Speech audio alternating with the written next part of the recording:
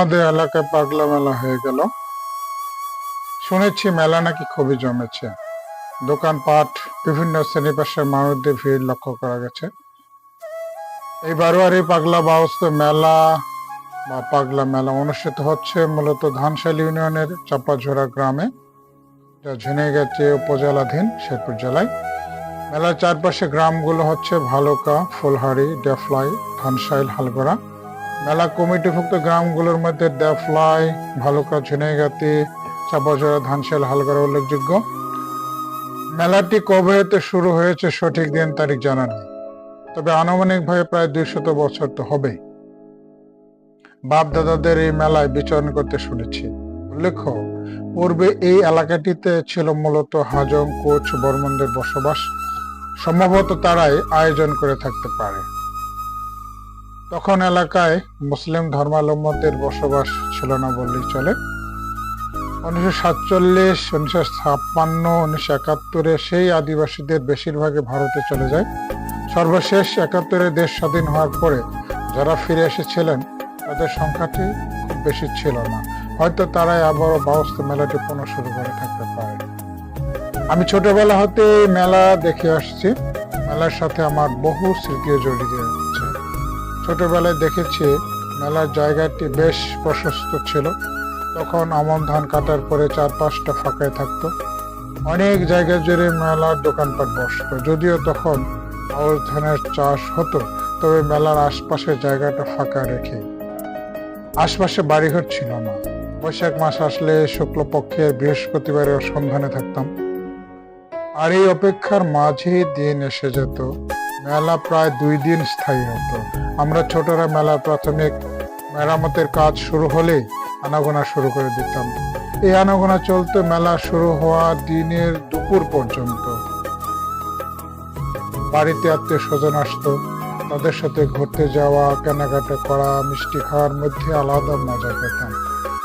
মা বাবা মামারা যে কয়টা টাকা দিত তাতে কোলাতো না। অবশ্য মেলার সময় বাবা বা মায়ের খুব ঝামেলা করতো না টাকা নিয়ে, কারণ খুব টাকা লাগতো না তখনকার বাজারে। 10, 20 বা 50 টাকা দিলেই চলে যেত। তাছাড়া বাড়তি খরচের জন্য নিজের শখের কাঠের তৈরি চদুর-বদুর, বাঁশি, কাঠের ট্রাক তৈরি করে বিক্রি করতাম। খুব বেশি টাকা পেতাম না, খেলনার গুণগত মান ভালো না হয়। তবে যা পেতাম তাতে বেশ খরচ করতে পারতাম সে সময়। আমার শখের কেনাকাটা ছিল মূলত ঘুড়ি, মার্বেল, বেলুন, মাটির খেলনা। মেলায় মিষ্টি খেতাম পেট ভরে, চানাচুরে খেতাম। খেলার মধ্যে ছিল চরকি, টোকেন, রিং নিক্ষেপ। খেলাতে বেশিরভাগ সময়ই হেরে যেতাম, তাই কখনো মজা পাইনি। আগ্রহ থাকতো না বেশিক্ষণ। চেনা অচেনা বিভিন্ন গ্রামের লোকজনের দেখানো পেতাম। মেলায় লক্ষণের দিক ছিল সনাতনীদের মেলা হলেও সংখ্যায় বেশি দেখা যেত আশপাশের দূর দূরান্তের মুসলিম নারী, পুরুষ, শিশুদের। তারাও সবাই অধীর অপেক্ষায় থাকতো এই মেলাটির জন্য। মুসলিমদের আনাগোনা থাকতো কেনাকাটায়, আর সনাতনেরা পূজা বেদিতে মানত হিসেবে দুধ, মিষ্টি, চিনি, কলা ইত্যাদি ভোগ দিতে ব্যস্ত থাকতো। সকল কিছু দেখভাল করতো মেলা কমিটির লোকজন। সারাদিন মেলা শেষে রাত্রি হলেই পাঠাগুলোকে ফুলের মালা দিয়ে সাজিয়ে ঢাকের তালে তালে আনা শুরু হতো। ভোরের দিকে পাঠাগুলোকে বলি দেওয়া হতো ঢাকের বাদ্য বাজানো তালে তালে। হাজারো মানুষের ভিড় থাকতো বলি দেখার জন্য। মহিষ বলি দিতে দেখেছি, সে এক বিভৎস দৃশ্য। মহিষ বলি দেওয়ার পর তার রক্তাক্ত মাথা কাঁধে নিয়ে একজন মানুষ বেদির চারপাশে প্রদক্ষিণ করত। বেদির চারপাশে রক্তের বন্যায় তখন লাভ হয়ে যেত। এখনো মেলায় পাঠা বলি হয়। পাঠার সংখ্যা প্রায় 200-250 হবে। তবে মহিষ বলির কথা অনেকদিন ধরে শুনি না। মেলার অনেক কিছু বদলে গেছে। চারপাশে ধানের ক্ষেত, বাড়িঘর গড়ে উঠেছে। কয়েক বছর আগেও বেদির চারপাশে দোকানপাট কম বসতো, জায়গা কম থাকায়। মেলার দোকান বসতো একটু দূরে।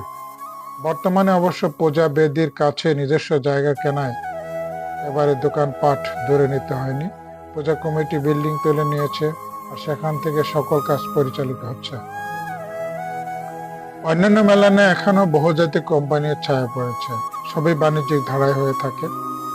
দোকান বসানো, সাইকেল, হোন্ডা, সিএনজি, অটোরিকশা রাখার জন্য ভাড়া দিতে হয়। দোকানের পণ্য বিক্রি করার জন্য ভাড়া দিতে হয়।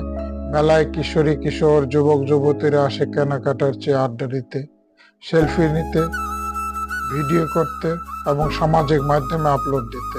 এখন মেলা আছে, মানুষজন আসে, দোকান বসে, পাঠা বলি হয়, আত্মীয় স্বজন আসে, কিন্তু প্রাণ পায় না।